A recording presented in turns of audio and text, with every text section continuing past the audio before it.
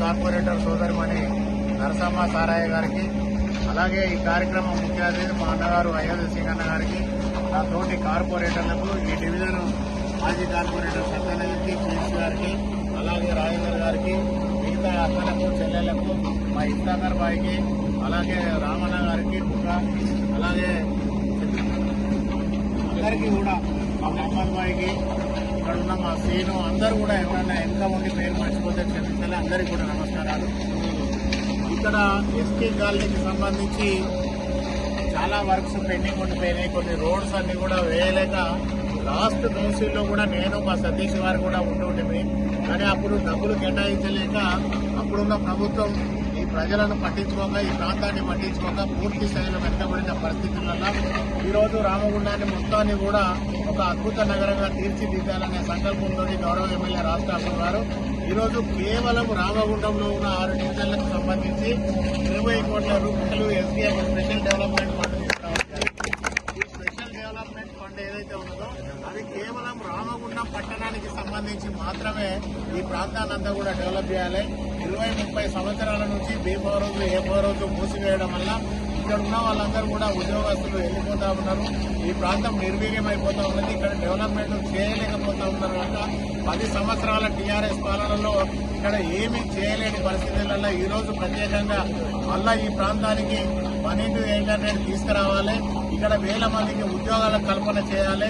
ఈ ప్రాంతాన్ని మునుపటి రామగుండం ఏదైతే అద్భుతంగా ఇక్కడ ఒక రైల్వే స్టేషన్, బస్టాండ్, పెద్ద కమ్యూనిటీ అదంతా ఉండేనో అదే మాదిరిగా ఇక్కడ మళ్ళా తీర్చిదిద్దాలనే ఆలోచనతోటి గౌరవ ఎమ్మెల్యే రాజ్ ఠాకూర్ గారు ఆలోచన చేసి ఈ ఏదైతే 1:800 వచ్చే లోపుగానే ఇక్కడ ప్రజలందరికీ కావాల్సిన కనీస సౌకర్యాలు ఏదైతే మెయిన్ గా వాటర్ సప్లై కానీ, అండర్ గ్రౌండ్ డ్రైనేజ్ కానీ, డ్రైనేజ్ సిస్టమ్ కానీ, ఎలక్ట్రిక్ సిస్టమ్ కానీ ఇది పూర్తిగా ప్రజలు ఇక్కడ 1:800 వచ్చే లోపలనే అందించి ఈ ప్రాంతాన్ని అద్భుతంగా తీర్చిదిద్దాలనే ఆలోచనతో ముందుకెళ్తున్న తరుణంలో తప్పకుండా ఈ రామగుండంలో ఉన్న అన్ని డివిజన్లలో అన్ని వసతులు పూర్తి స్థాయిలో కల్పించేందుకు ఈ రోజు కాంగ్రెస్ పార్టీ నిర్ణయం తీసుకోవడం జరిగింది.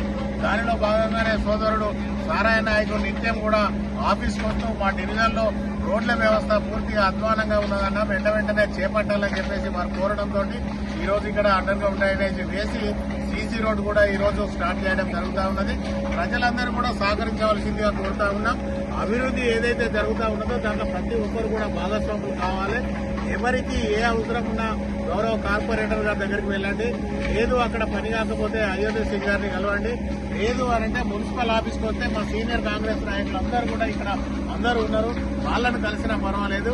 మీకు ఏ ఇబ్బంది ఉన్నా కూడా నేరుగా మున్సిపల్ ఆఫీస్కు రావచ్చు, కలవచ్చు.